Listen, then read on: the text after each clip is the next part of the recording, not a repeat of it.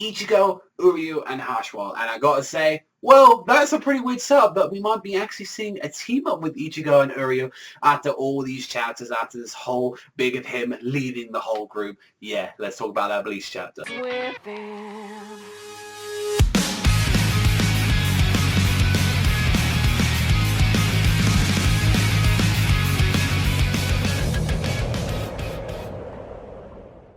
Hey, it's a day late. I'm sorry, but hey, you can't help it sometimes. Sometimes man fucks up and, Panda's been fucking up a lot recently. Anyway, with all that stuff aside, let's talk about the chapter right now. And we go straight into Hitagaya fighting, from what we saw. And I got to say, with the whole thing of this fight and all that, it's not at all anything happened on the whole thing with we saw him oh, he went into Hyorimaru, he went into his barn car, and I'm like, you know what, we've seen his barn car so many points at this time in the series. It's I kind of like that they did something flashy with it. It was oh, it looked kind of cool when he was upside down trying to fight him and all that, saying oh, the miracle. That was kind of cool, him doing against that, and the two, shared each other's names, and it shows definitely the miracle has a lot of respect for his opponents. But it's I hope that it isn't just going to be he's the guy's the one that takes him down, because the main issue, I said with last week's one, is he's had so many fights compared to everyone else. He took an L to Basby. He zombified one. He had the Mari fight. He already had the Bankai stuff with Kang Do as well. He's had a lot of time spent to him, and I know he's one of the fan favorites, but it's I don't think he should be the one that takes him down. I still think it should be a Yami situation where it took a lot of people to take him down, or maybe two individuals, especially get all the visors involved, get all of them involved, and help them take down this guy. It'd be really awesome. But honestly, nothing at all really happened between that fight, apart from that they started clashing, and he went straight into his Bankai, which was nothing too special. Now, the main part of this chapter that was very special was that we found out a lot about Ryukin and Uryu, finding out a little bit of the flashback about what actually went down all those years ago. And actually, Uryu wanted to be a doctor at that one point. He really wanted to actually have a big passion for it. And you can probably see that was maybe hinting at the start, when he was really good at sewing and fixing things. It's oh, he's good at suturing wounds and stuff like that. He must have really practiced that. And we find out one of the reasons why he actually didn't want to be a doctor in the first place, his father Ryukin.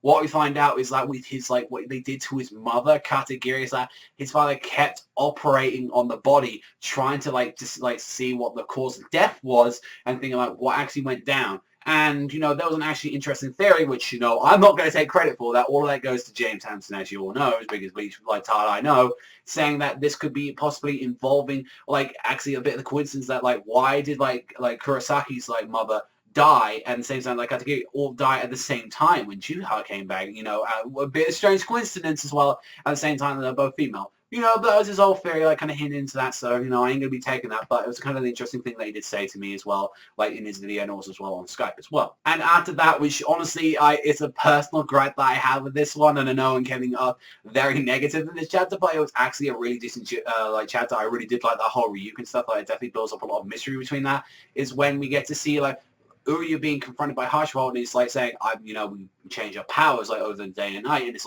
he found Uryu he was planting parts, which seems like the glove that he used during the Soul Society stuff, which I believe it repels reishi, or it does something to the reishi itself, considers it, and he's why are you doing this? Why are you doing that? And that I can see the future, and it's he can see the future, which we've already seen that Juha can do. He can predict moves, and he can do all of that.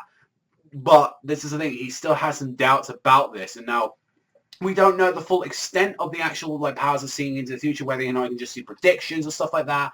We don't know, or maybe that's because Haschwalth, he has a weaker version of it, maybe because there's special pressure can't handle all that data in his mind. I don't know, but kind of always at the time, but it's very hard to deal with going back in time or future or sightseeing, any of that. Some series that do it great are Steins Gate and Erase. They do it really perfectly from what we've seen, because there's not a lot known about it. There's a lot of mystery, and it's kind of the interesting thing to find out. But it's that. It's oh, I can see the future. Oh, no, that. But it's if he could see the future about what Uryu's going to do or what's going to happen throughout this whole thing, wouldn't you know that he was going to betray it? Maybe that might be the whole point. He didn't trust Uryu at the start, and especially when he got this kind of power back when it's kind of awakened. But since there was quite a bit of time before the whole stuff that happened, since they had a bit of a cooldown period, obviously Haschwalth would have had this power and he would have known about this. The same thing would be saying for your watch as well. They would have known about that. So Honestly, it's like it's a weird thing going on, you know, like seeing into the future and stuff like that.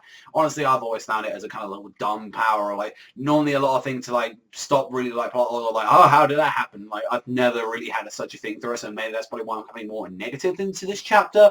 But overall, I still think it was a very good chapter, and seeing like right at the end to see like Clash, you get to see like, you know, Uryu, Haschwalth, and like Ichigo, they all meet, and it's like seemingly we're either gonna have like, you know, like a free for all like Thorn, or we're gonna actually see Ichigo and Uryu like tag team to actually maybe take down like Haschwalth. That's kind of interesting seeing that this is how the fight's gonna end up. Like since a lot of people honestly thought it was gonna be Basby and a lot of the other guys, or maybe like some other character be taken down. Now, but honestly, to see that it actually might actually take two people to take him down, that's kind of showing like what's going to be happening to take down like you watch himself. That isn't just going to take Ichigo and Uryu to take that down. I think that's going to take a lot of multiple people having a shot against him to take down that motherfucker.